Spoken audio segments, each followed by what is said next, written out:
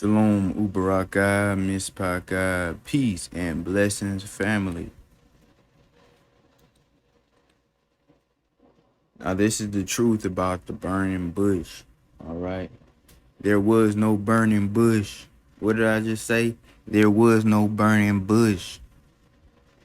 Already people that clicked out the video, disliked the video, trying to comment something negative. Just watch the video. I'm going to explain. This is a Patreon slideshow presentation. Support my Patreon. I'm raising the funds so I can have archaeological research done in the Holy Land to prove to everybody that the land really is in America. Raising up the funds to dig in the earth and dig around in the land and find evidence. So, man, give me some support. Go support me on Patreon. I'm also saving up the money to buy some land to help other Israelites keep the commandments away from this BS system. So go support my Patreon. All right, slide 2. Here we go. Exodus chapter 3, verse 1. Now Moses kept the flock of Jethro, his father-in-law, the priest of Midian, and he led the flock to the backside of the desert and came to the mountain of God, even to Horeb. So where is he? Horeb. Where is Horeb? Sinai. All right. And the angel of Yahuwah appeared unto him in a flame of fire out of the midst of a bush. And he looked, and behold, the bush was burned with fire, and the bush was not consumed. All right. Slide 3. When we go into the Hebrew and we look at the word bush, it says Sinai. That means bramble. But it says, as you can see, to prick, right? Now watch this. Sinai means bramble. A bramble is a prickly, scrambling vine or shrub. Now look at this. The word Sinai comes from that same root, and it means thorny. Sinai means thorny.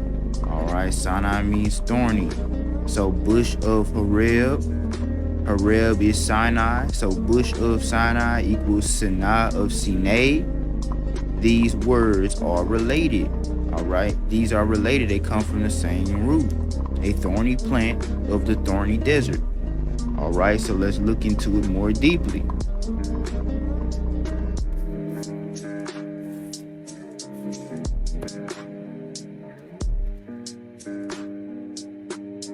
Now, the true Mojave Desert is the Sinai Desert. If you're not familiar with that already, check out this video, and I got undeniable proof that backs up this claim that the Sinai Desert is really the Mojave Desert.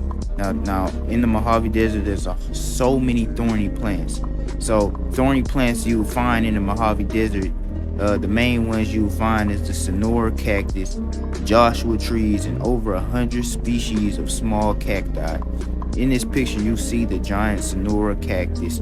They grow in Nevada, at southern tip of Nevada. They're not really that common in the Mojave anymore because it got even more drier than normal. But on the east side of the Colorado River in Arizona, there's tons of the Menorah cactus. Now, the Menorah cactus is very iconic. They're very tall, they're very prickly, and they got these branches. You see the branches, they look like arms. Now you see the cactus on the bottom. All those plants you see growing in this picture has some type of thorn. Every single one of them has some type of thorn. All right. Why do they have some type of thorn? Because animals that used to live in the desert, camels ate these all day, and they needed thorns to protect themselves against the camels. But camels adapted to the thorns. Now camels can eat right through these and not even get stabbed. That shows more evidence that camels used to live in this area, because camels are the only animals adapted to eating cactus. Also, I should share this. The area where camels live today does not even have cactus. So how are they adapted to eating cactus if they live in an area that doesn't even have cactus because they come from this area. But anyway, let's stop talking about camels. We're focusing on the burning bush. Let's go to slide 6. So we're talking about cacti, right? Cacti does not grow naturally in the Middle East. I repeat, cactus does not grow naturally in the Middle East. This is a scientific map of the distribution of every species of cactus in the world. All right, look, cactus species distribution richness maps generated using cactus distribution maps from the Global Cactus Assessment 25 and R63 using the raster package. So they got all this proof, right? Now look what they say. Note the Raspiculus bassifera is the only species occurring in Africa and Sri Lanka. Anyway, what you see is in America, you got a lot of cactus, all from north, even from Canada all the way down to Belize. Cactus all throughout North America. And where camels live today, in the Middle East, there's no cactus. Doesn't make sense. Where Moses would have lived and saw this thorny plant, there's no cactus. All right. So that's something that doesn't add up. That's something that does not add up. Here we go. Slide 7. Here we go. Now let's figure out what kind of plants live in the modern Sinai Desert. Only 11 types of plants grow in the modern Sinai Desert. Let's see if we can read these names. Allium cardinum, Allium desertatorum, Allium televisatus, Bellavasium desertorum, Greria tanax. But all these plants, this is pages in category Flora of Sinai. The following 11 pages out of 11 total. When you click the pages, this is the plants you see. As you can see, none of them have thorns. There's not even bushes. There's only 2 species of bushes, and none of these bushes have thorns, right? So this is the same area that they say Moses lived, but there's no thorns on any of these plants. I repeat, there's no thorns on any of these plants. So what did Moses see? It doesn't make sense. It's the bush they seen. It said Sinai, which means thorny, which means bramble, which means prickly. Right? Let's look at this. It means to prick. Literally, if you touch it, you poke yourself. Here's the conclusion. The burning bush was a thorny plant, right? The Middle East lacks thorny plants. Therefore, the burning bush could not have been in the Middle East. I repeat, the burning bush could not have been in the Middle East. Which area on earth has the most thorny plants? The Americas. So what would make more sense? The Americas. I'm just saying. Now let's go down here. This is, when you Google real burning bush today, you'll get a laugh. Like literally, this is the burning, they say this is the burning bush, but this species of bush is not even native. Guys, this is not even native to the area. This is a plant that grows naturally in Italy. In Italy, that they brought over to Sinai, and people believe that this is the burning bush. People go there and cry under it and do the most and catch the Holy Ghost and all this bullcrap. But this is not even a species of bush native to the area. Like that's literally the only one, and it's in a big pot hanging over the city. You feel me? Like this is not the burning bush. Who managed to find a bush and say, oh, that was the burning bush, and dig it up and put it in a pot and grow it over the city? Like who did it? And what tree? What bush? I mean, there's trees that can do it. What bush can last 3,000 years, 3,500 years, the amount of time Moses lived? What bush can live that long? I know that trees can live that long. In America, especially, the oldest tree to ever live is the bristlecone pine tree, and it's 5,000 years old.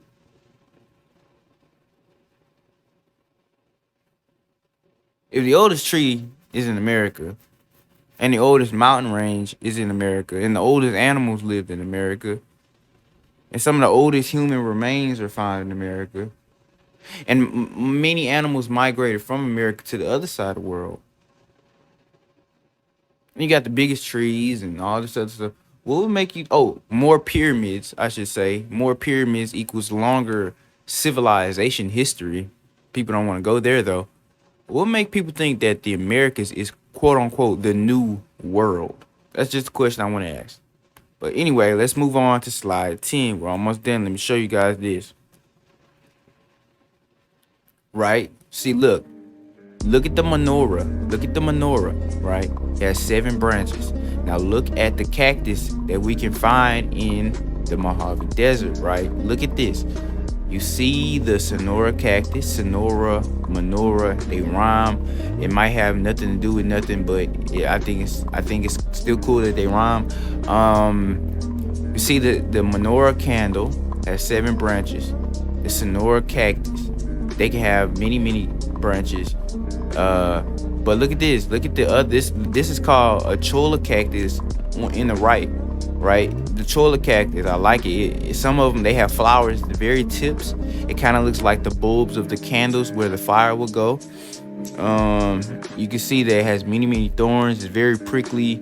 If you touch it, you're gonna poke yourself, just like what the scripture says, and it looks exactly like a menorah. If you were to see this plant and describe it to somebody, describe it. If you were to see this plant and try to describe it to a Jewish person or somebody who's very equipped to Hebraic tradition, you will say, oh, this cactus looks like a menorah. I think it's ironic that the very plant that is the burning bush is said to have thorns, right? And there's no thorns in the area that this stuff supposedly took place, okay? And then in the Americas, where it really took place, there's a plant with thorns that looks exactly like the menorah, the holy candle of our people. And also, I want to say it's ironic that you literally burn a menorah, like you would light the ends of it on fire, right? It's a candle, that's what it's for.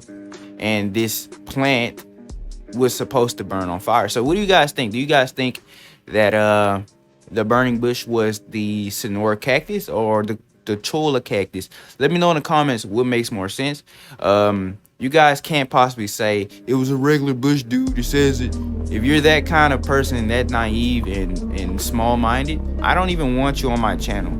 Like, literally unsubscribe. That's that toxic energy that we're trying to get rid of in our people, you know? I don't want that. I don't want to see that. I don't want to hear that. That's just very annoying, honestly. If you're gonna say some stuff like, well, it went extinct, there was some cactus over there, but they all went extinct, you sound dumb. I'm just letting you know, like, I'm just gonna crush all possible arguments before they even started. You sound dumb. Why would they all just go extinct? Like, it doesn't make sense. I'm gonna say something like, I really don't know what you could say, because this argument is so undeniable. Like, everything I put out is undeniable. But like, it literally says in Hebrew that the bush was prickly and had thorns. So I don't understand what people can say. There's literally a tree that grows in the Mojave Desert called the Joshua tree. Why would it be called the freaking Joshua tree? I just want to let you guys know there's no such thing as the burning bush. It is the burning cactus. That's what happened. There was a burning cactus, not a burning bush.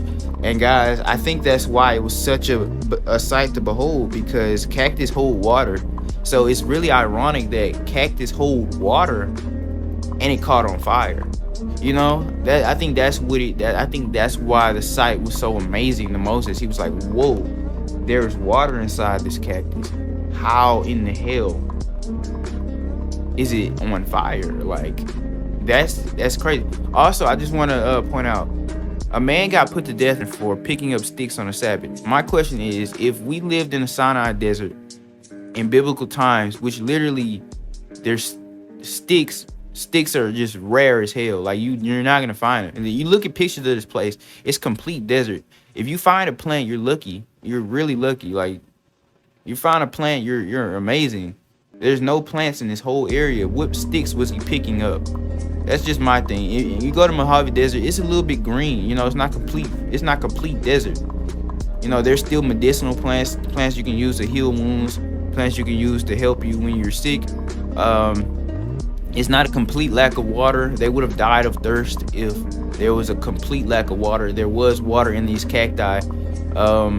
You know, they were in Sinai for a little bit before y'all finally opened up the rock to give them water to drink. They would have died if there was literally zero water in the land. There was not literally zero water. There was some in these cacti. So but they just needed water to bathe and sanctify themselves and clean themselves and actually make food and drink and actually drink, not just eat cactus gel. That's not what they were trying to do. So I just want you guys to just think about these things for a second.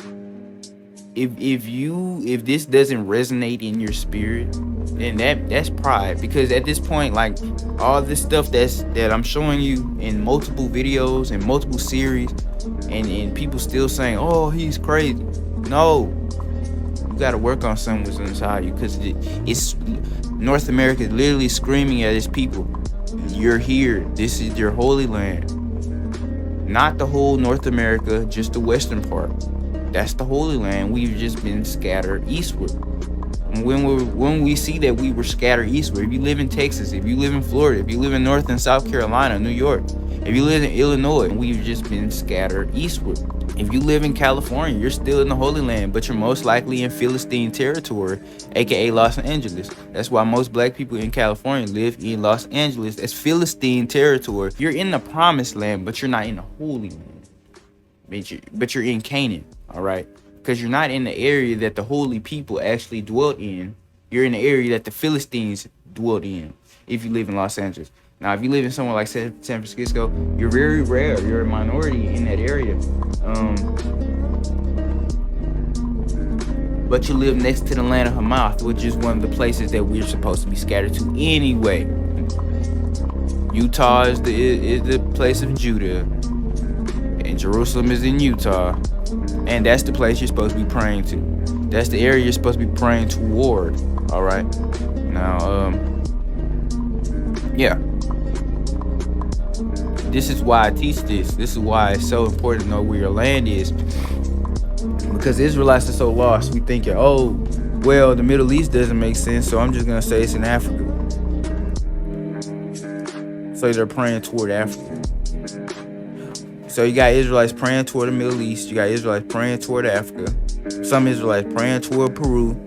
We so lost, but that's why I'm the #1 guy on this channel talking about the land, because I want you guys to pray toward the same area as everybody else. We got to be unified, you know. Y'all is not going to deliver us until we know where our land is. I know that sounds crazy, but yes, it's true. Because it says, we will ask, where is Jerusalem? But we're going to have our faces to the word. We're going to know where it is. We're going to know which direction it is, but we're not going to know the exact location. So, and that's when the wilderness is coming. You know, that's a wilderness prophecy. You feel me? So, y'all wants you to know where your land is. He wants you to pray toward your land. That it literally says that's how you get redeemed, when you pray toward your land.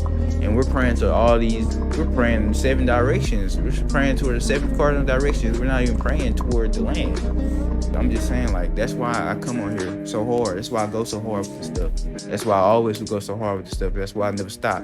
Because the information is just too easy to understand, but too hard to grasp. But anyway, Shalom, Ubaraka, Mispaka. Peace and blessings, family.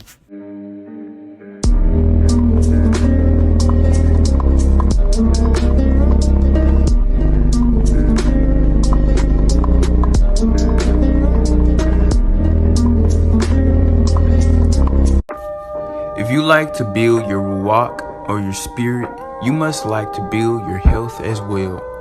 Check out our website, J&R Eden Herbs, for all your holistic needs. We have over 100 quality products that include supplements, teas, soaps, incenses, tonics, and more at very affordable prices. Click our link in the description to heal yourself today.